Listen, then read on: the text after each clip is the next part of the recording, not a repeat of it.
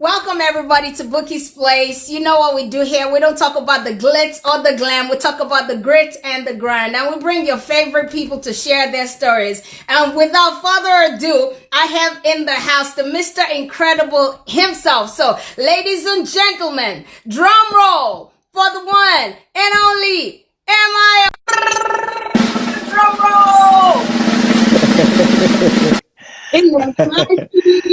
Hey, How are you, man? I'm good. I'm good. I'm normally in Lagos when I do Insta Live, but my sister is getting married tomorrow, so I'm in Abuja. I'm actually in my No, parents' room, so I like fashioned out a like a thank you so much. Thank you so much yes, for taking time out, man. I know of that it's course. a really tight schedule. But Yeah, welcome yeah. to Bookie's Place, the legend Thank you. himself. No. I'm sitting in the presence of a legend, someone that inspired Oh, me. yeah, right. So and more than anything, someone that keeps like your energy and how you keep reinventing yourself. It's so inspiring, um, and it's just awesome. I mean, I love everything you do. I'm happy to be here. You know, Oh, thank you so much, man. Thank you yeah. so much. No, I love you very much and I appreciate all that you do. So Thank you. let's get into it because we're going to need every single second. There are people in the house saying that, man, we love you. If you think he's the undisputed champion, put it there. Rep Emma in the comment. He's the undisputed champion. Nobody has nothing on him. And if there's stuff, you know what I mean? Anyway, we're going to jump straight into it because we know that you're a storyteller and we need Yes, every single second. Okay? I'm Okay. with you. I'm with you. I'm with you. Let's go. All right. So let me tell you what we do in Bookie's Place. In a world where everybody's talking about things that don't matter, we talk Mm, about things that really matter. We talk about, you know, things that people need to know. We mm. equip people practically with resources, tools that they need to do destiny. We don't give them candy floss. We don't put wool over their eyes. We teach them. And the way we do it is with our lives. So they can Yeah. see that, oh my gosh, if MI went through that and he's standing, I have no excuses whatsoever. It's about ordinary people in their ordinary lives doing extra Extraordinary thing. Yeah. ordinary things, Yeah. absolutely. So you're going to Yeah. start with when you were born, where you were born, and wherever you flow to. Yeah. Am I will flow with you? All right. So I was born in Jos in Plateau State. Mhm. Um, my mom must have been about 20 years old. My dad was about 26. It's crazy to think about that now, right? How young some of our parents were when they had us. My dad was a pastor. My mom, she used to work on radio, I think, before she had me. But my mom loved to sing, and my dad doesn't have a great voice, but he sings also. And but he's this fiery pastor, big laugh, superhero in my eyes, when I was born, around the same time, Panam Percival, the legendary, was He's been coming here. out. Oh wow, amazing! And so I saw one of his first concerts. He came to our church to play, and I was just like, "What is this? What is this?" And I was like, "Okay, music." And so I went home and I told my parents, I was like, "Look, I want to play music. I want to make music." And so my mom bought me there was this little toy keyboard. It's like 10 keys on it, and she used to sing in the choir. So she'd go do do re mi to sing "This is the day." This is the day Mhm, that the Lord has made. mhm. Do do re mi fa mi mi fa mi mi fa mi Re, re, re. mi, fa, mi, re, Yeah, re. exactly. And so I started learning. Another small piece, is that I was born 9 days before Jeremiah Gang was born. Right, my dad and his dad were friends from when they were like teenagers. So Jeremiah is a genius. He's a music He's savant. been here So too. yeah, that's amazing. So I'm in good company, right? So we would sit and he would talk about music and he would learn. And so here I have this love. My mom is teaching me the basics, and here I have this friend that's really like Mhm. pushing the boundaries with music. Like I see the tribe is in the building. Shout out to the tribe. And also I saw Bishop Boyega in the building somewhere. So I Bishop, wanted to, what's up? yeah. But so I mean, we just started making music and growing. Me and my brother, younger brother Jesse, who's sitting Just right outside, by the way. And if you come say hi to us after. I'll bring Or I'll we'll bring him have it back. separated. We'll have it Yeah. separated. All right. All right. And then yeah, we just started making music. I That's how I fell in love with music, and it took me, you know, by the time I was coming out when I was in my mid 20s, I'd performed maybe 5,000 times, in church, school, different places. Every little bit counts. Every time you grab a microphone and you stand in front of people and perform, it counts. It adds up to those 10,000 hours. 10,000 And hours.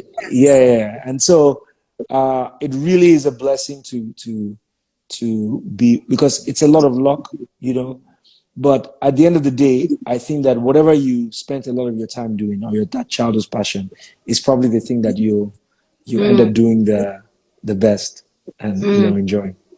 mm. Wow. So if Oh, I'm you're waiting for me. Are you? Should I keep going? wherever you go, I go. Oh, okay, okay, okay, okay. Yeah, Yeah, it's yeah. your So yeah. story. I'm gonna shut up Yeah. or do. You're just gonna tell us Oh, it's an autobiography. oh, wonderful. Well, I thought you were going to ask me more questions, but no, no, no, Oh fantastic. no, So, no. so I made music. Jesse came along, and Jesse helped me a lot. He pushed me a lot, because now we could form a band. So we would take a Bonvita tin, Milo tins. We would cut out the bottom, except for when we wanted to make a sound of a snare or a hi hat, and then we'd take like a polythene bag, and would wrap it around, would tie it so it makes a little bit of a sound of a drum. And Oh, we would do concerts outside our house. Like, I would hold a fake guitar, I would write these songs. Jesse would be banging. Jesse is maybe 4 years old. Because I'm 3 years older than him. So I'm 7 at the time. We're doing whole concerts. And I remember one time somebody was passing by and saw us, and he gave us a little bit of money. And he was like, look, the passion you guys have, just, some random guy. We ran, showed our mom, and then, kept growing, kept going. I now got an actual keyboard. So I started learning a little bit more of music theory. And I would sit down and I would write songs in my head, with the music theory. So if everyone doesn't know, there are like 12 notes, 7 of them are white, 5 of them are black, and then they repeat. They keep repeating, they keep repeating. So that's what is known as an octave. So an octave is where you go from one C note to another C note. And I would, just think about the math behind music theory over and over. Then I'll meet Jeremiah again. Jeremiah is a genius. Jeremiah's like, do you know how to play sevenths? Do you know how to play ninth suspended, eighths, 2 1 2? I'm like, what is this guy saying? And yeah, we kept growing. A little bit of context, just at this time, it's peaceful, it's beautiful, it's a lot of mm, fun. I end up going to really good schools, and as I would go along, my mind is opening. I will show you maybe right at the end. I will just walk around and show you a little bit of my dad's okay. book Great. collection. But my dad just has books, thousands of books. And Caleb's saying writing in my head, because I've recently started writing in my head again. But he's correct. I would write back then. And I remember I, I would read the Chronicles of Narnia by C.S. Lewis. And my dad's a pastor, so he's introducing me to D.L. Moody, and things that are deeper than my mind. And like, I'm like, but it was a fantastic way. And also, we weren't very rich, right? So we didn't have a TV, and I think that was also pivotal for us, because when you don't have a TV, you're forced to create images in your head. Maybe this is part of the reason why I don't shoot a lot of videos, because you're forced to create images in your head. But it just allowed me to dream. So I remember that before long, my friends knew that, okay, Jude is the musical guy, and I went to. There's a song that I still remember today that I wrote for my friend on his birthday. I remember we walked into the house with my keyboard, and he was like, "Oh, Jude bought me a keyboard for his birthday," and I was like, "No, I brought you a song." And the song goes, "Today is special to me. I want you to know. It's so bad. But this is my first performance in my life. Um, my parents at the same time, I'm trying to give, context. So what's happening with me, music, friends. So my parents at the time, the economy starts to, I think this is around the time Babangida is now, president. We're going through SAP, and the economy starts to waver. And my parents, they would put us in the school, they take us out because, the school fees, the school fees was exorbitant for them. We were moving a lot. So again, back to just very insular. It was me and Jesse against the world, and against each other too, fighting, kicking each other, wrestling. I'm very competitive, very competitive. But before I knew it, Jesse just had this gift in drums and playing drums. So we that thing that we started doing with a group of friends, we created a small band. And Jesse would drum, I'd play keyboard. I had another friend, Michael, he'd play bass. Again, very childlike. We didn't know anything. And then you have Integrity Music and Ron Kenoli, and you're learning Ancient of Days. Ron Kenoli has been here. Yeah. What? Who the heck are you? That's crazy. But so all these people, and we're learning this music and we're performing and let's praise, and gospel music is absolutely the soundtrack of my childhood.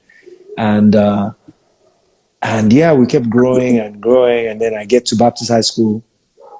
And I remember I was so scared to be away from home, but at the same time, I was happy to perform. And it was the second week. There was a keyboard there by a lady. She's passed away now. Her name was Miss Gaines. And I went and took the keyboard, and with two of my friends, Seleme and Aiswa. So Seleme lives in New York. He works for Goldman Sachs. He's like super successful, investment banker. Hey, I see. He's in the building. Hey, I see him. Yeah. Um, and yeah, God bless Bouquie for sure. God bless Bouquie for sure. But I know, so I went with my friends and we sang, "Create in me a clean heart, oh God." And I played the keyboard. And even in JS1, I became like a small star in the school. So by the time I got to JS2, I put together a group of friends, and I wrote a song called "The Holy Spirit's in the House." So it goes, "The Holy Spirit's in the house, yeah, the Holy Spirit's in the house, yeah, put two fingers in the air, yeah. And then I had one girl who was in JS1. She was waiting outside. So in the middle of it, like we're performing, and then the doors open, and then she runs in and she comes up and she just starts rapping, and everybody's like, I just blew up. At the time, Shifi from Star Plus was in Baptist High School. So Baptist High School has a good music legacy. Tunde from Lighthouse Family was there, but before my time, way before my time. Paul Okugo and Yahaya Mekori, who are Audu's older brother and Paul's partner. They're the three people that started Chocolate City, went to Baptist High School. And E. Kelly, the producer, he was 1 year my senior. Wow. Of course, myself, Jesse Jaggs. I want to think about the people that have come out since us. I must be forgetting people. Oh, Aramide. Wow. Aramide came from Baptist High School. Yeah, Joss. I know I'm forgetting a few people. And listen, these weren't even the best talents when we were in school. Like, there were people who were like absolutely amazing. But anyway, we came out, performed. I used to act a lot too. Used to do a lot of drama, and I was one of the funniest guys in the school. So that sort of gave me, some sort of rep. Go through Baptist High School. When I was in about JS3, I met a guy called Ike Coleman. I don't know if you know Ike Coleman. He lives in New York now, I think, but somewhere in the States. And he now started training us properly in music. Myself, Jesse, and we formed a band with a guy called Jerry Dalung. I need to find where Jerry Dalung is. And we'll just go to different places and play. Again, so one of the things Tochi said he came from Baptist High School. Is this true? Tochi, is this true? Are you really a Baptist High School guy? But so we started playing, and then again, this link with Jeremiah Gang, Jeremiah was also performing and also like a super producer and just like Jeremiah had a harder childhood than I, you know. At some points I would say, and I don't want to speak for him and I don't want to, sometimes I say things online and people take it out of context, but Jeremiah was, I had a very stable family situation and stuff like that. Jeremiah was his life was a little bit different, but the thing that was clear from when he was very young was that he was a music genius. So even as when I'm going to secondary school and finishing, Jeremiah's already producing in studios, already like being, you know, lead producer on an album. And we would go for contests. I remember one time we won, I think we won 40,000 naira that we never got. Shout out to Nigeria. And P-Man organized it. And yeah, it was just, you know, experience after experience. And finally I finished secondary school. I go to a place called ATBU Zaria. So ATBU was really tough. And I had a friend called Chike. He's really tall. I'm not as tall as he is. Let's just leave it there. And we would dance. And at the same time, there are two brothers, twin brothers, that were in the Polytechnic in Bauchi, Peter and Paul Okoye. And they were already stars. So in Jos and everywhere, they were already stars. But I remember that we would be, in Bauchi, we felt like we were their competition. So they would come and perform. They used to call them smooth criminals back then. They would come and perform. And you should have seen Peter and Paul dance back then when they were in Jos. Like, I don't know who has videos of this, but they were completely in sync. So they would perform Usher, they performed Usher My Way, and they performed something from Michael Jackson. And we did Drew Hill. And I'll just be like, how deep is your love for me? And I'll break dance and I'll like, you know, and I was just all about music, all about creativity, drama, dance, you know. I did that for 1 year. My grades were terrible because I wasn't, you know, interested. I got into school to do quantity survey, which I don't even know what quantity survey is about. But but in the middle of all this, I got the opportunity to go to America, and so I went to America, Calvin College in Grand Rapids, Michigan, in 1999, and I was 17 when I left. It left a lot of it left a lot of like if your soul or your mind is a room, you know, whatever color you paint it, America gave me a lot of color. So I remember I arrived in America, I was, you know, and I remember seeing somebody so sad. The first person I saw, and I was like, wow, so there are human beings actually here. Because I couldn't imagine what America was like. I thought it would be like robots, like perfect human beings. Well, you know, and but a few of the things that happened were, there used to be these things in magazines. When you'd buy like a music magazine, there would be these cutouts that would say you could get 12 CDs for the price of one. Mm-hmm. So I immediately got a credit card. I remember it was a Discover card, black card. I can't remember what bank it was. And I just ran up the bill buying music. And all I would do is just listen to music. I would just listen to music from, and now, you know, I'm coming from a purely Christian background, but now I'm listening to DMX, you know, and I'm listening to DMX say, I wasn't given the chance of being a child with a father. My only talent is being able to survive when it gets harder. My balance in the high beams of life keep my dreams aflight. And that's why I hit the streets at night. And I'm listening to him and I'm like, my God, I'm listening to Jay-Z. It's a hard knock life for us. For us. It's a hard knock life for us. I'm like, yo. But remember, I have my church background, so I still know how to play keyboard.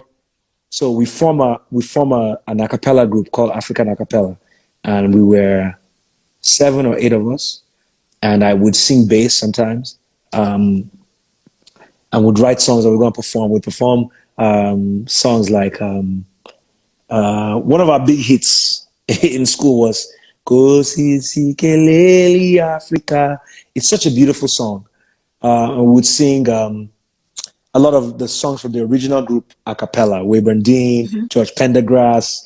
Hey, I forget the remaining two guys' name, but the two other white guys. But like, you keep coming to my rescue, rescue, like all these songs, and we perform them. then I would take my keyboard and I'd write songs. And there was a school paper called Dialogue, and they put out a CD every year. So what they would do is they'd find students and they'd pay for their studio recording, and I would go do that. And yeah, I did a cappella. I was also at the time also a club DJ, like a school DJ. So it was bad Where DJing. America? I was there from 99 to 2002. Where? In Michigan. Where? Grand Rapids, Michigan. Michigan. Yeah. Yeah. So I had a 2-disc CD player. I would have my CDs, I'd bring them out, I'd queue up a song, play on this side, queue up this one, play on this. And I used to play at parties, never got paid, just, for the love. And one more thing, we had something called, hey mom, sorry, do you want to use the room? Okay. I'm on Instagram Live. My mom is here. Can we say hi to your mom? Mommy, do you want to say hi? Can you just come out? Okay, no. She says no. She says no. She says no. So yeah, Nina is asking what I haven't done. Man, I like anybody that follows my career will know that most of the deepest pain has come from the music industry. I talk about it a little bit, but it's because I love music so much. Anyway, let me try and get to the story as quick as possible. We're already at 7:30. So I learn all this, and then at the same time, I'm having a terrible time in America. My grades are not great. So I lose a few scholarships. I'm struggling. We're not so wealthy. So I would bounce around. I lived for a whole summer and a semester on a couch. Like I literally was on a couch. And I would write songs. I wrote Jehovah, the song Jehovah. I fill my life's pages with the goodness of the rock of ages. The drama in my life is stages, the fire blazes. I wrote the music sitting on the couch there. And I would write a lot of songs in that period. And one thing led to another, and hey, this dream of being America crashed.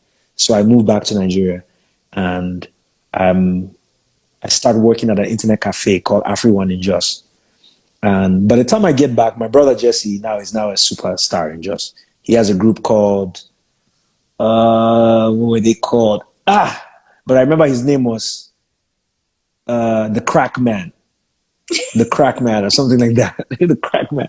And there's another group called El Tofeli with a guy called Kali Abdu, who so anyway, so they have the thing going in Jos. It's a great guy called Pastor Fred, Bola DBC. These guys are like setting up the scene in Jos. And I came back. Same Pastor Fred. Pastor Fred Williams in. Oh my gosh. Yep. He came to LA and stayed with me for I think 5 days in my house. He led a generation of young artists, right? So anyway, I'm back in Jos. I'm listening to my friends, and so Jesse had a small crew, Ruby Gang, E. Kelly was part of it, and he's like, I'm like, look, I can be the business brain behind this. Like, I can help us organize. I didn't even think I was going to, make music, and so I used the small money. I think I was earning 9,500 or 15,000 there. But because E. Kelly worked at a studio, so this studio is called Skynet, and this studio is where P Square recorded their first album. So I remember being in the studio and seeing Peter walking with a fur coat and looking like fresh and being like, yo. At the same time, music is blowing up. Mode 9, LD, Overdose, Terry the Rapman, SWAT Root, they're doing their thing. Rugged Man is king, Bouqui'S smashing it, and probably the golden age for hip hop, and I come and I start getting these small studio sessions, and the first studio session, I remember nobody came and I was so upset. So I was like, E. Kelly, let's do something. So we recorded a song called Still Holding On, and everybody loved the song. And everybody was like, yo, who's this guy? And I was like, so my nickname in secondary school was Amigo, right? And so when I started writing, I was like, yo, instead of saying it's the A-M-I, it's the M-I-G-O-A-M. So in the song, I think I said it's the M-I for the rap, like it's the M-I, N-I, spit something lyrical to something. And so people started calling me M-I because of that. And the song came out, it started doing well. I started performing at churches. Like when I started, Jesse would be a headliner. And I would be like in the early, they'll say, hey, we have a singer here called, what am I? Me, come and perform. I'll come perform. Then Jesse will come out and shut down the show. Uh, and but I'm older than most of them, so Ruby was part of it. So organizing, and um, eventually, started working. I started getting paid 30,000 naira. I remember. I would sit all day in the internet cafe, but again, use it to listen to music, like you to understand what's going on, and all the time in America now, and have Jay-Z, Eminem. Like, there's also a golden age for hip hop then, so all this music is in my head, right? Kanye West is just coming out at this period. It's 2003, 2004, 2005. 50 Cent, Go Shorty, like, and I'm like, okay, what am I gonna do musically? And I go to a studio one day, I record 4 songs. And through a process of assimilation, Jeremiah Gang, who keeps popping up, gets signed to a record deal. When he gets signed, I meet the label guys, and it's Aldo and Paul. And I'd met Paul before through something else. And so when I met Aldo said, "Oh, I like you. You rap. Jeremiah's been telling me about you." And so what would happen is that every show I would go for, Jeremiah would take me along with him. I was Remember actually Jeremiah's. that was how I met you. Yes, I remember. I think Jerry was it? introduced me to you. Yeah. So I would go to Abuja a little bit, go around with Jeremiah, and while all this is happening, I'm trying to get signed to the record label, and pushing. There's some guys in Lagos that were talking to me, and all these things are crazy. I remember meeting Snatcher, for the first time in Lagos, and he was talking about music. I'm sitting in the corner, like, who am I? And then he said, what's your name? I said, M.I. He's like, wait, M.I? He opens the laptop and plays a song I recorded called War. I remember going home like, yo, guys, I just spoke to Soul Snatcher. He knew who I was. I came for Rhythm Unplugged 1996. Jeremiah performed. I still remember it rained that day. It was at, not Fantasyland. Fantasyland. Fantasyland, yeah. Yeah. And it rained. I remember Samuel Koso performed, D'banj and Don Jazzy, when Don Jazzy used to wear the pink polos with the hat and his cane. And I took pictures with as many people as I could. And when I went back, I printed them and put them on our wall. And we would just look and be like, yo, one day, And in the middle of this, one kid came and knocked on my door one day. He's like, yo, is this M.I? I want to battle with you. As what's your name? His name's Panshak Zamani. So we started adding to our crew. We met a girl somewhere called Lindsay, and she joined our crew. So we started having a crew, a little crew. Jesse's our producer, the genius in the crew, and then I get signed just as things are about to start picking up.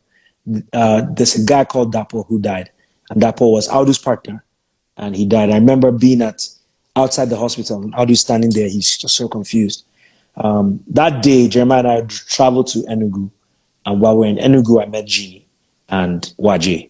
And so this is still 2006, maybe.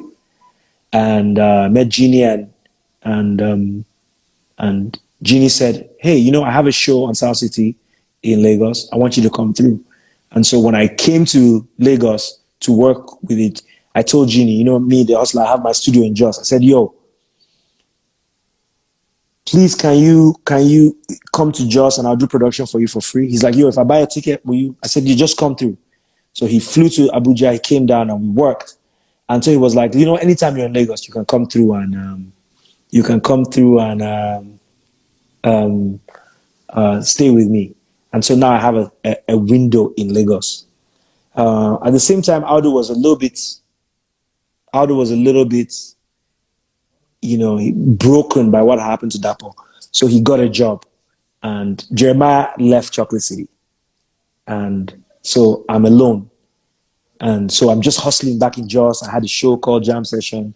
Man, I should put this in a book or something, Yes. Like, because there's so many pieces.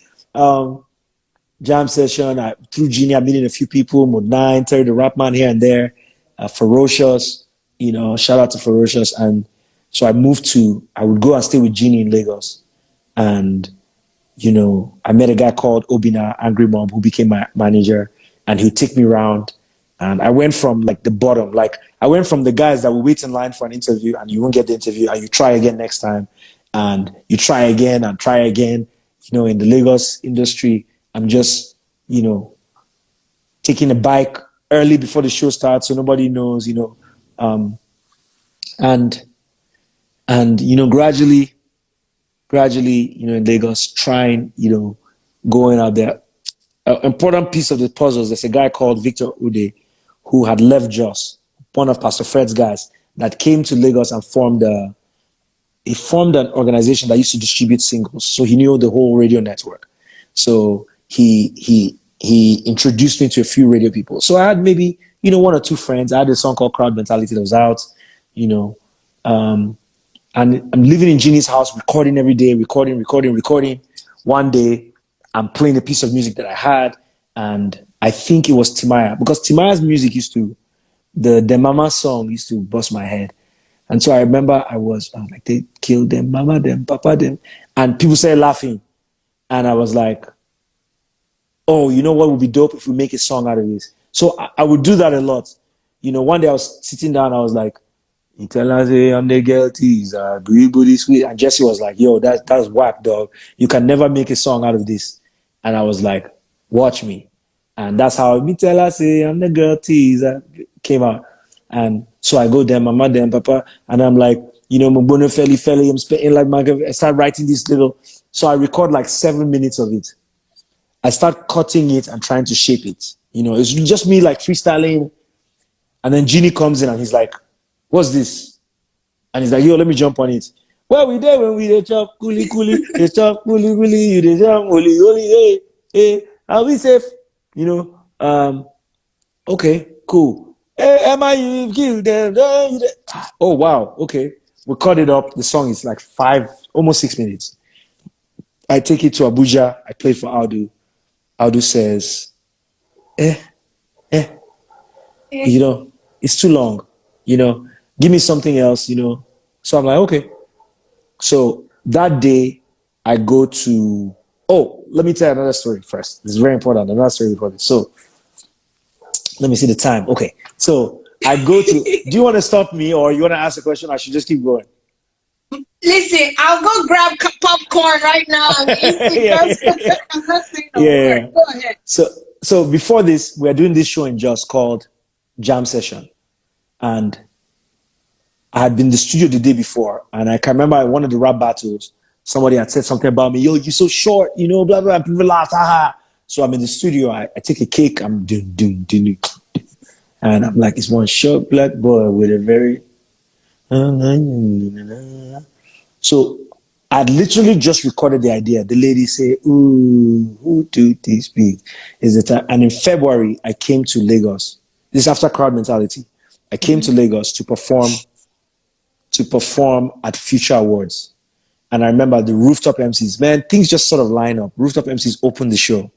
And as soon as they were done, they said, yo, we got this guy called M.I. And they said it and nobody clapped. And you're backstage. I don't know if you get nervous backstage, but I'm backstage and I'm like, shaking. And I remember the feeling of not even, no cricket. Like the cricket was like, normally when the cricket was like, let me save this for later when somebody cracks a dry joke. And I remember that everybody that's watching, go online and check it out. Go and check it out. The video. It's called Future Awards 2008 M.I Performance. I remember I came out and I was like, man, I've been through too much to get to this point. And so anybody that's watched me perform knows that the way I walk out like, we're about to. And it happened that day. And I came out and I took a risk. This is 1 week after I've recorded this song. The song isn't even finished. I just came in. The lady say, ooh, who do this be? He broke the crowd mentality, reality with quality and no formality. Because silence is originality with no formality, humanity, your music for humanity. The crowd is crazy. I meet T.Y. Bello that day. I meet people are like, so fast forward now, this February go to August. And Audu is like, and so I come back to Lagos to do a show called WAPI at the British Council. This is after Audu has said, yeah, I said, can I give the song out for free? He said, yeah, sure. So I came and I remember I met, this is the first day that I met Vector, the second or third time I'd met Mode 9. First time I was meeting Ikechukwu, like a few people were there that day. And I had freestyle battle with a lot of people. You know, nobody wanted it. They were all in the corner. Munai was the OG, so he didn't come, but everybody else was there. You know what I mean? So when they talk about freestyle battling, you know what I mean? They had the opportunity, they just didn't take it. You know what I mean? But I'm there, and I just say, okay, I'm gonna do this song. And I remember as soon as I started performing Safe, that everybody was like, and I was like, what's happening? And I finished. I was like, everybody turn on your Bluetooth, and I spread the song. I literally, like a few weeks later, Cecil Hammond called me and said, D'banj wants to meet you because of this song. And I can't explain to you what happened with Safe. It just took off. It just like exploded. And then all of a sudden now, I start to know Tijo, Abu Ventures, and a few other people. And I'm like, okay, you know, it's still a long journey from there, right? It's still a long journey from there. I mean, the stories it goes into, you know, how one day I'm in traffic and I'm going, no, I was not in traffic actually. I was watching Hip TV and I see this guy doing this dance. Bata so me where. I'm like, oh girl, I love you. I'm like, who the? I have no idea who he is. So it was Sound City. This is very important at Sound City. So I'm like, remember Jesse and Ice Prince are already with me and in Lagos and struggling. Like we all live in one room, right? But it was the best time. Like the times that we had when we had nothing were honestly, to me, the times I look back as the best. So much laughter, so much joy, so much love, so much loyalty, so much peace, you know. I'm really blessed. I can't lie to you. I'm really blessed to be where I am. But in terms of just like everybody there, man, that's young, everybody's watching. Enjoy those days. You know, enjoy them. Like enjoy them. Really, when you're on a bike tomorrow, like open the go because when it's gone, it's gone. It never comes back. You know. Anyway, so I'm like, who's this guy? Somebody's asking, tell him about Obanikoro. So I'm about to move into Obanikoro, and I'm like, who's this guy? And so I keep trying to remember the words of the song. I can't remember. And one day I'm with Derele, and I'm talking to Derele, and Derele says, oh, I know who that is. His name is Brimo. And I say, I need to get this guy. So between then, it took like 4 months for me to meet Brimo because Derele had to remember. And every time I meet him, I say, there's this guy, his name is Brimo. I want you to meet him. And he called Brimo. Brimo is in Okoko Michael. He came, he missed me, but he met Jesse, but they recorded. So when I came back that night, Jesse played me a song. Take my heart, I will be sure, baby. I'm like, we need to get this guy on the team.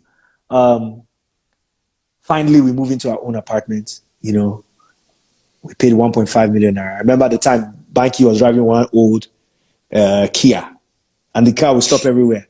And Banky came and met me, and he was like, yo, you know, like I remember just sitting, both of us like dreaming and being like, you know, one day we'll do this. It's so funny. Now he has an agency, I have an agency. You know, we both run record labels. You know, and this is a Banikoro estate now.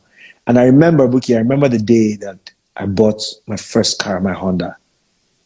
We just drove. Me, Jesse, and Ice Prince. Jesse sitting in the passenger seat, Ice Prince sitting between us, and we just drove. We just drove. We just drove and drove. Like, we couldn't believe it. Us in a Honda, end of discussion. Jude, Jesse, Ice Prince in a Honda. EOD is over. It's over. And there's so many people. I mean, as I'm talking about it, there's so many people and stories. You know, shout out to my manager, Abuchi. You know, that's another story for another day. But yeah, Chocolate City starts winning. Jesse comes out. Within day today, I remember when you heard those songs, they're like, Jago, what the heck? What's this? We're rappers. Jesse had his first album already with songs like Reverse That. Africa is my home, you know, Sugar Cane Baby. And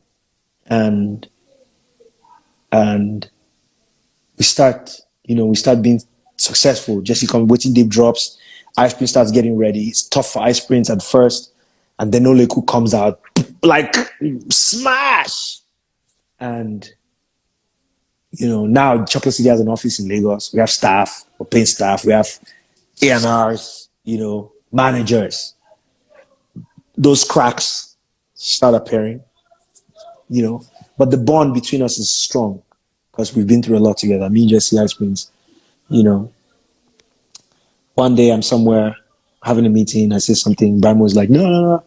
And, that relationship starts to drift, I look back on it, you always, if you want to learn about life, if you want to keep learning, you have to accept your own role, because I saw somebody ask about Millie here, you have to accept your own role in whatever happens that goes wrong, but I will say that, like every artist that ever worked with us, I loved them. Like there's something about them that once I saw, I couldn't unsee, and I was like, I'm willing to go to bat for this person. But yeah, so let me continue the story so I don't divert. But we start growing as a family, and then I'm like, I need to go bring the next generation because we left some people. So Ruby, it's a house full of boys. So I said, I'm going to get Ruby, with the three girls, Ruby, Eve, Lindsay. But Lindsay had already started to do her own thing and she has an amazing career. She's an amazing artist, started to do her own thing. And Ruby came. It was really tough for Ruby, really tough. Because by the time she came, everybody's doing their own thing, And so that camaraderie that we had, she didn't feel it the same way. And we kept growing. And then I started Loopy. And then one day Adu said, hey, I'm tired. I don't want to do this anymore. And so now I'm supposed to be the CEO of a company and I have a lot of learning. So talking about Millie, I think this was the point in which when Millie talks, I read an article that he wrote, and this is the point I think where he started to feel the distance because all of a sudden I became responsible for 40 people, staff, all the artists, all the managers. And every morning when I woke up, I remember that I used to sleep till like 11 a.m.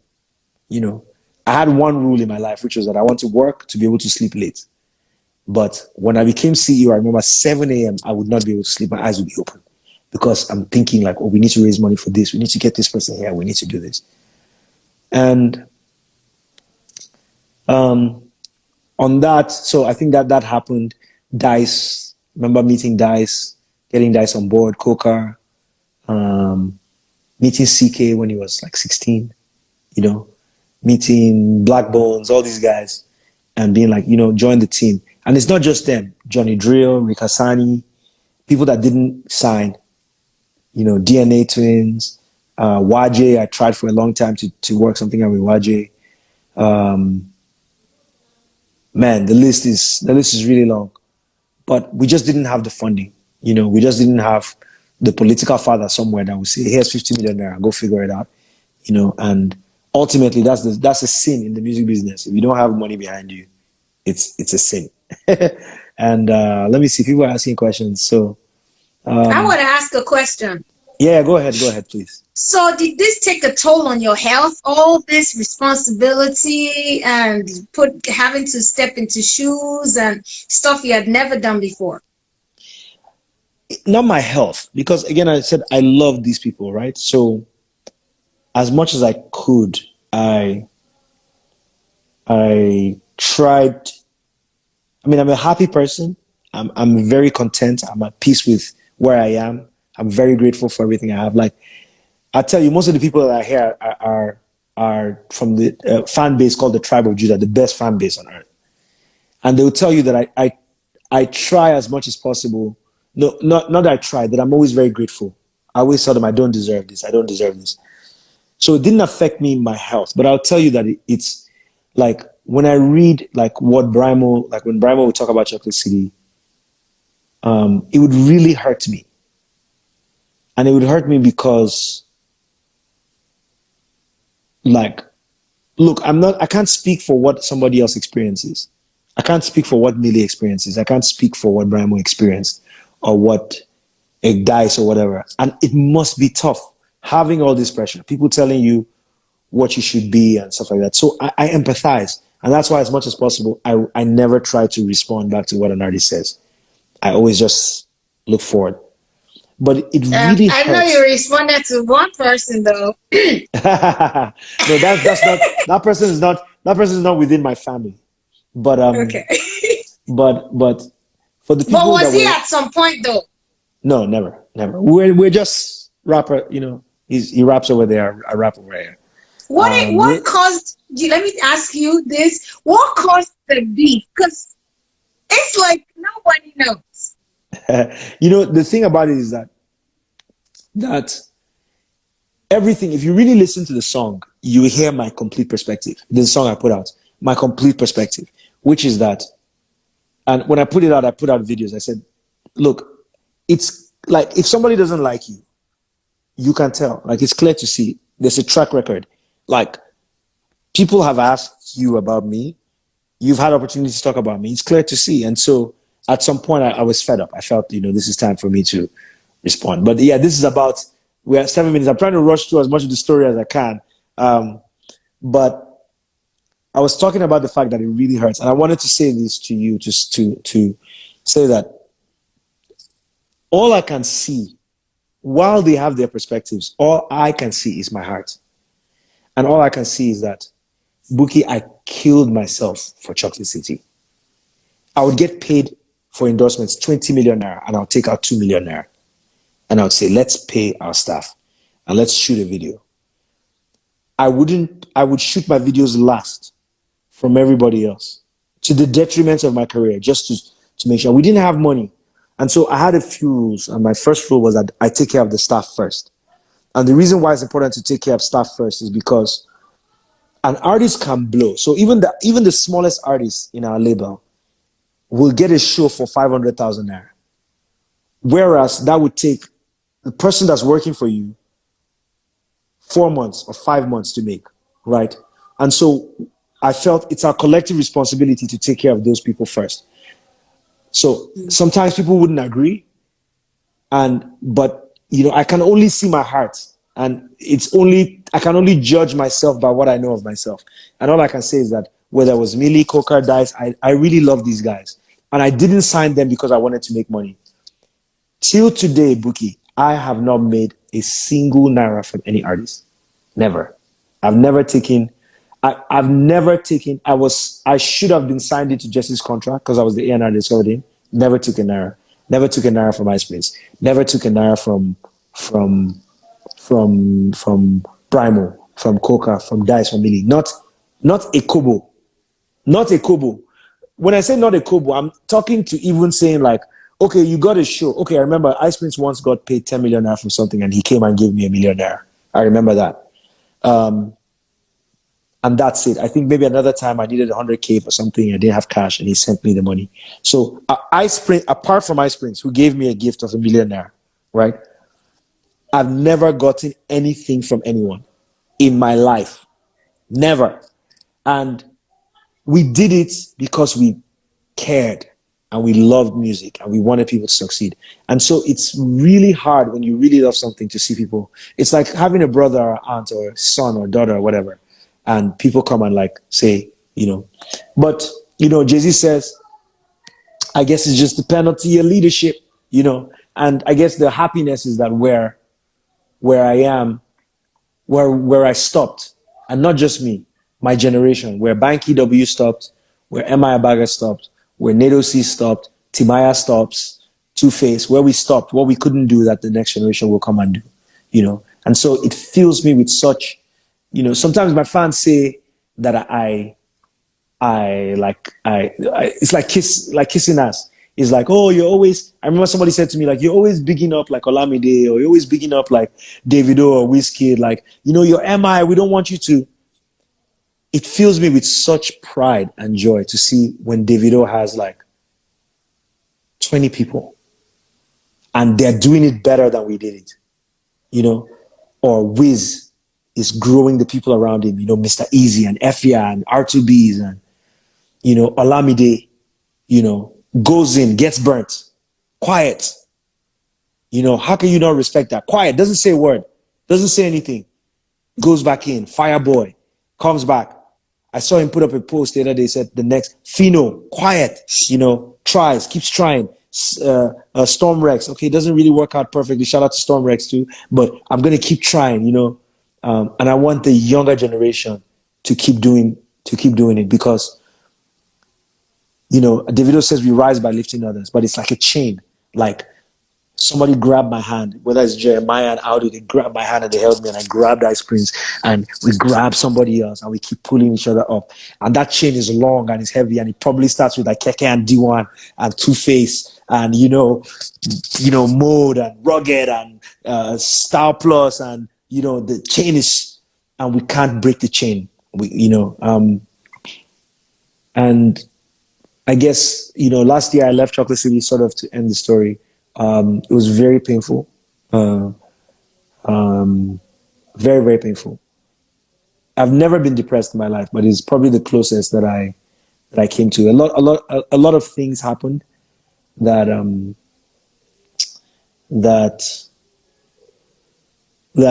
were about perspective. Let me call it about perspective. So it's always been love, and Audu and Paul and all the guys at Chocolate City, amazing. Head of music now, M.I Abaga, she's just amazing. Like, I can't say enough about her. But sometimes, you know, in the journey of leadership, you know, people take different paths. You know, it's part of. But it was painful, not just in terms of leaving this role that I'd, you know, been nurturing and this idea that I had for the industry, but it was also painful because it became an end of Chuck Boys for me. And here is this. Jago, come and say hi. Come and say hi. Just say hi. Just show your face.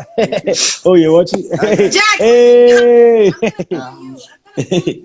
Jago, everybody has been asking me every day that, are we cool? No. How about that? No. Make it interesting.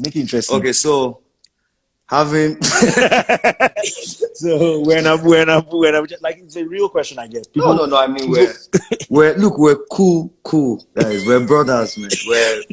We're cool. Hey, Monale is in the building. Monale is saying, What? Yeah. Hi, Monale. I'll convince Jax to come on the show. He has stories too for days. He has stories too for days. But hey, so that's the emperor, man. The genius among us. And I was going to ask you, I don't want to break your flow, but family is everything to you. Many times you give Jax props that. I mean, I've heard lyrics like, "Cause Jax is the baddest," you know? And yeah, the greatest, that. Yeah. Why is family that? I can hear anyway. I don't need to ask. Yeah. I hear loyalty and all that. But yeah. Why do you hold family in such high regard? That's a good question, man. I can tell you my own story. So first of all, I want to say something. I don't say that about Jesse because he's my family. That's not the reason why. I say it about him because he is the greatest. I'm not trying to big him up. I've been around many artists. You don't hear me overly like praise people, but Jags is the greatest. In the question of family, like, look, Bouquie, I come from a humble lineage. And my dad used to trek like 6 miles every day to go to school, barefoot. The first person from his lineage to travel outside the country.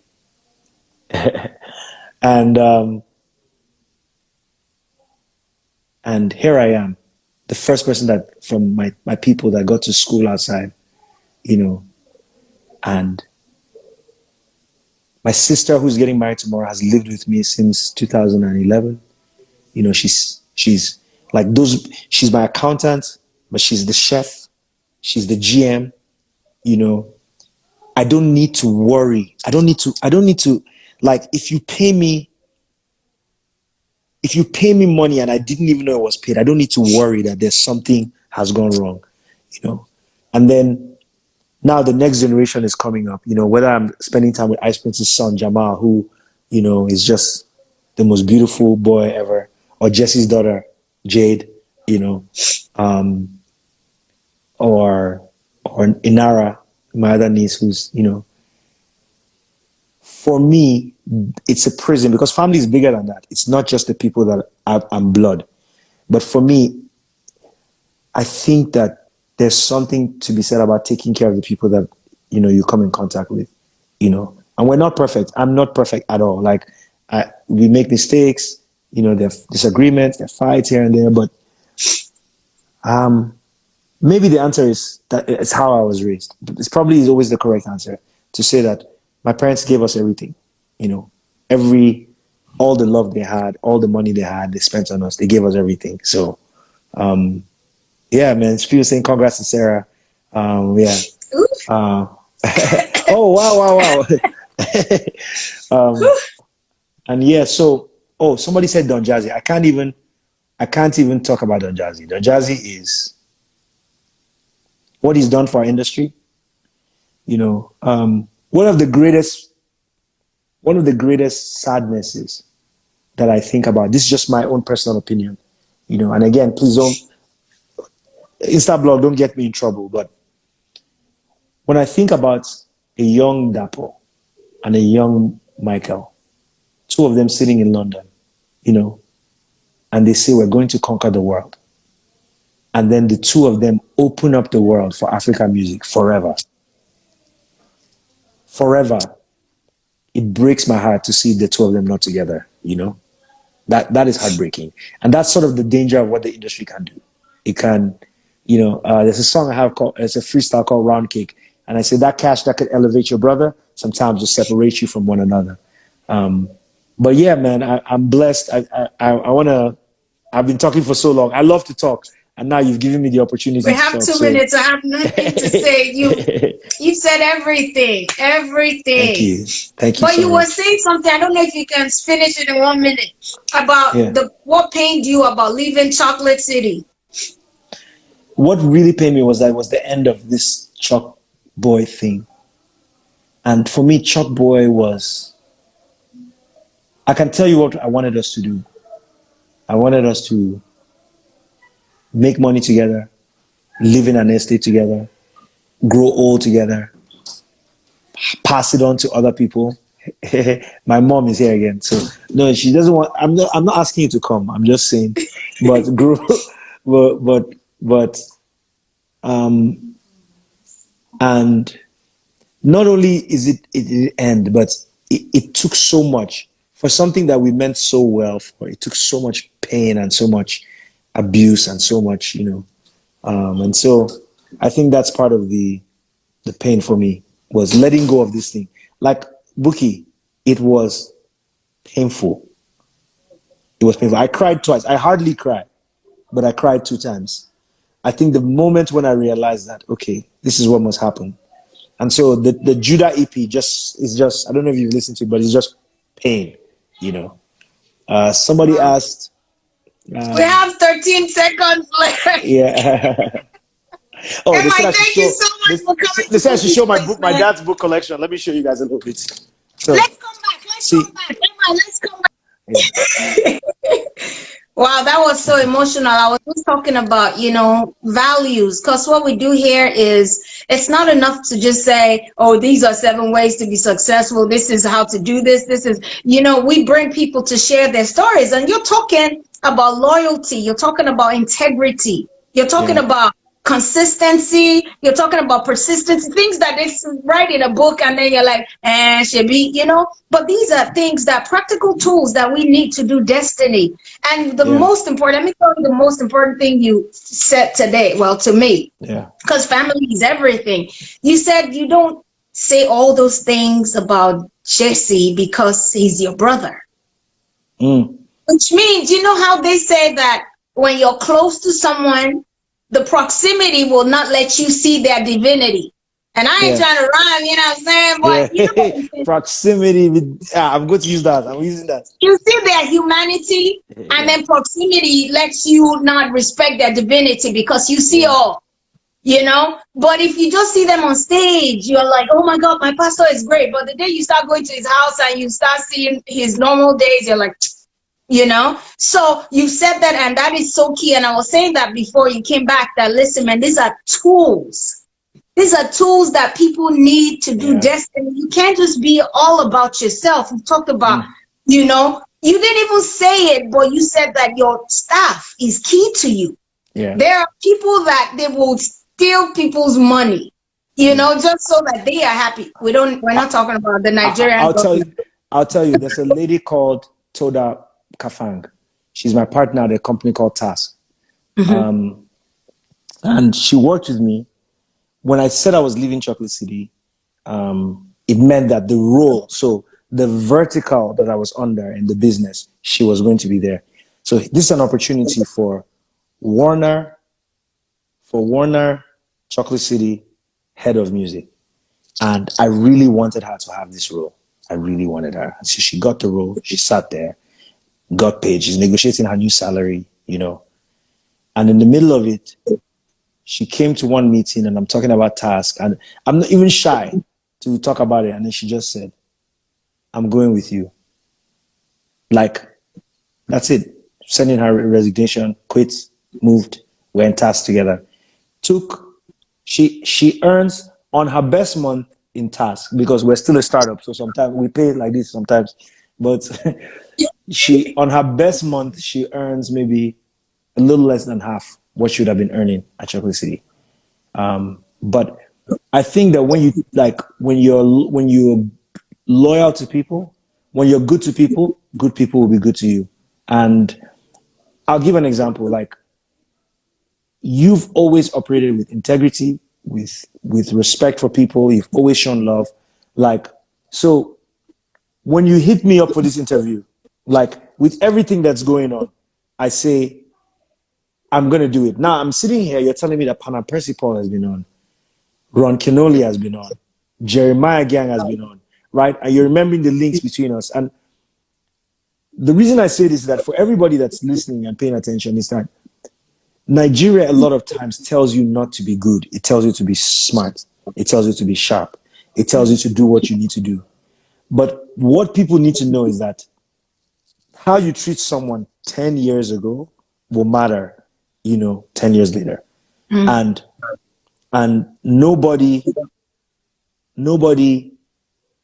really says that all the time, that integrity is going to matter. That one day you're going to have a TV show and you're going to be like, look, I need to reach out to people I know. And Ron Kenoli is going to be like, yeah, Bouquie, sure, let's do it. And, that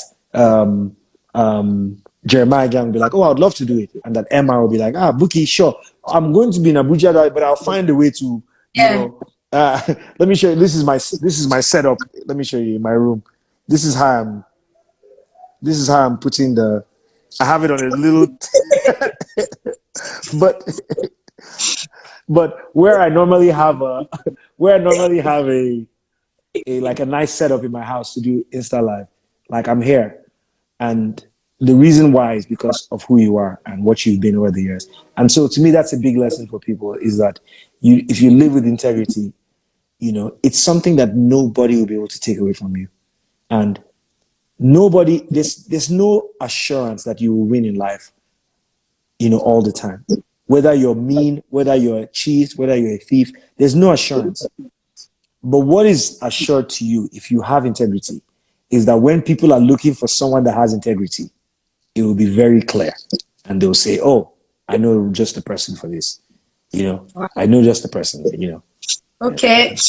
You're not getting a tear out of me. I appreciate that, man. Thank you so much. I appreciate that. Anyway, I just wanted us to come say final words, and so we can put it together. We love you, M.I. We see you. We see your grind, and you put yourself last, which is a formula for winning. Because sometimes that's even safety. That's a safety zone. Because if you put yourself first and there's danger, they get you first. And I'm not saying that's why you put yourself first, but you understand.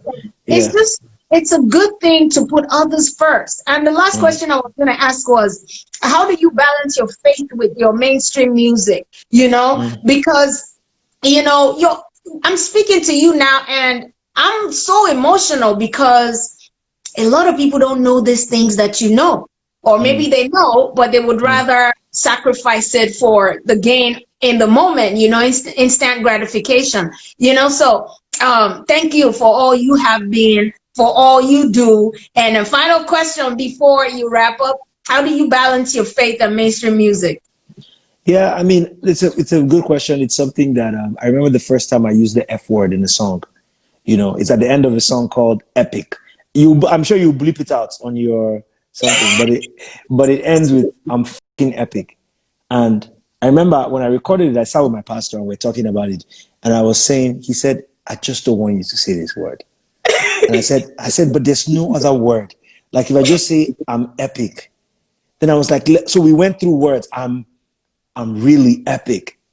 Flipping epic, freaking epic. I'm freaking like it just like there's something when at the end of the song that I felt in that moment, you know. I feel like I made a decision very early on, you know. I went somewhere and I watched Nice perform, and when Gongwaso came out, and you know, I was so conscious before that period in my music. And I was like, oh, wow, you know, sometimes you need to talk with people to talk to them, you know, and I think that that's what I made the decision. So, look, there's no lesson that I'm trying to give to people there. I don't think that there's if there is a right balance, I know I haven't found the right balance. I know that. You go listen to my legal music, sometimes it's my ego talking, sometimes it's my bravado talking. You know, I remember Is one there time a I went. balance? There's no balance. You Yeah, just I haven't found it. I haven't found it. The balance for me is in my real life, right? And to me, what I try to let people know is that when you see MI, don't be confused. That's my job. Like MI is my job.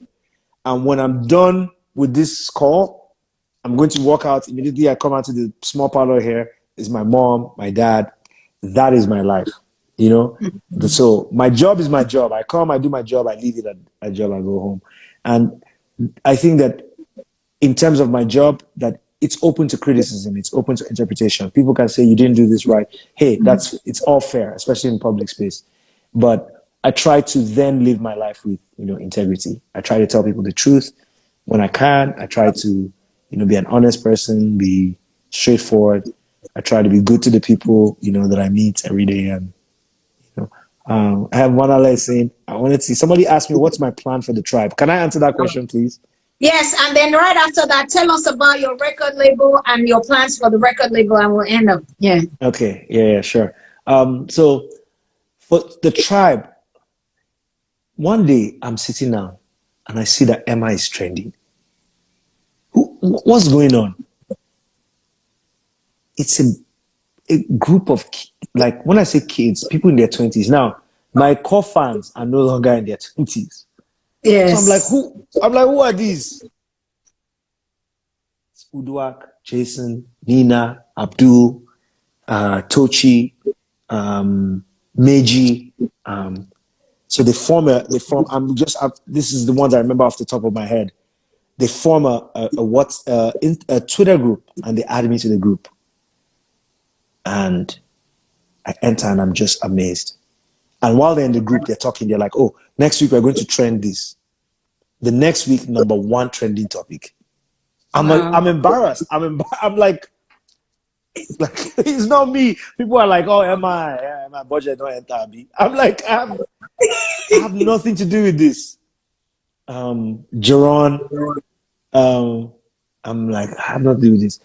When we did the first Instagram live, it was the idea. They came on, you know, they were spending their data. Again, they're young guys. So I asked them, I said, can I buy data for the people that helped organize it? They were almost offended. And they said to me, MI, we do it because we love you. And if we start collecting money for it, then we spoil it, or something like that. And it was very powerful. So my plan, sometimes I feel as if I shouldn't affect it too much so that I don't spoil it, so that it is what it is. But I'll say this, that I think that for somebody to be a fan of mine, that they have a similar worldview about how they see the world.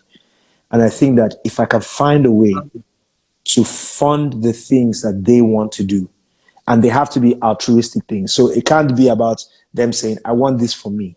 But if they look at their community and they say, I want to do this for someone else, then I'm trying to find a way to fund those projects and to go and sit with them and to say, so the first project we had was to raise some money for food to give out palliatives in Jos. It didn't happen because the organization that we were trying to partner with, there were some questions along the way. It hasn't happened yet, but these guys organized the car, they organized people, they organized radio, they organized everything. And I'm sitting again being like, man, these tribe guys are just amazing. You know, they're just amazing. And so I segue from that into my record label. The record label for right now is just M.I. And I'm trying to recover from the the heartbreak of working with other artists. It's really tough, especially But when you do it. what really happened? I mean, it's just when you decide to leave, it's like imagine Pain leaving of a relationship. separation. Yeah, when Pain you of leave when you leave a relationship, you look back and you remember a lot of things. Some things are good and they will hurt you because they're good. Some things are bad, they hurt you. But I mean, I have a great relationship. This must be said with Aldo, with Paul, with Ivy, with everyone at Chocolate City. I'm still a part owner at Chocolate City. You know, that's my family forever. But I was in Chocolate City every day, and I was, like head artist, Chalk Boys, where we move, CEO, and that separation. But for incredible music, what I'm asking myself right now is how can I give young artists a platform without having to sign them? And I can look at what Mr. Easy is doing, who is also another name that has to be on that list. You know, when I was talking about the chain of people helping other people, Mr. Easy has to be on that list. I think he may go on to surpass what everybody has done. But I'm thinking about doing something like that. Again, I'm building a company. Task Incredible Music is part of that, a step at a time. So things may be happening a little slower, but we're all building and trying to get somewhere. And I have one question for you. Can I? Okay. Yes, go ahead. My question for you is, how do you, so many years into the game, how do you keep creating and keep your energy? Wow. I didn't study for that. I think purpose preserves the Bars. style. You're dropping bars. Proximity, divinity. No, Purpose preserves. I think the method may change, the style may change, but your core. My core was never to be a rapper. My core was to see that I influenced the next generation. And I didn't know at first. I just like to rap, So the core became clear as we moved, and then I realized that my heart was for the next generation. So whether I did TV in LA, it was for the next generation. It was to make, as if it's one person I can pull away and make them see destiny, because there's a higher version of you that can fulfill destiny. A lot of people think God will make a way. I don't believe that. I believe God has already made a way. God is not in heaven making a way for Bouquie. Let's clear that road for Bouquie. No, he already made it. Your eyes just need to be clear enough and open enough to see that road. And everything you need is on that road already made. Relationships, resources, everything is on that path. So the method may change, but the core remains the same. The purpose is to bring people. And the moment you have a why, you cannot be distracted. Your why will keep you anchored. So even if it changes, you can say, oh my gosh, we can't go this way. So many things I've done that didn't work. Oh, we can't go this way. Let's do it another way. But the why, the core, the reason never changes. You can't see me tomorrow because I want to do something and then I now get people to be twerking because it's The core is to make sure that people meet the truest version of themselves and do destiny. Man, wow. You said purpose preserves. So when we do You our want me to song, break we'll it continue down? from there. No, we'll continue from there. Purpose preserves. So to get what you deserve, no, to get what you deserve, you must serve. You need to persevere. Hey, we'll figure it out. We'll figure it out. We'll figure it out. Thank you so much for having me. Thank you. Thank you Thank you so so much, much. M.I. Thank you so much. We love you so much. Congratulations on your sister's wedding. Say sorry to Thank mommy you. and Thank you. daddy for Yeah. kicking them out of the Thank you. room, Thank but you. God bless Uduak. you. Uduak owes me a document. Uduak, better finish that document and send it to me today. She knows she knows who she is. She owes me something. All right. All Thank right. you so Thank you much, guys. Mr. Incredible. We wish you all the very best and God bless you. Love you so God bless you much. too.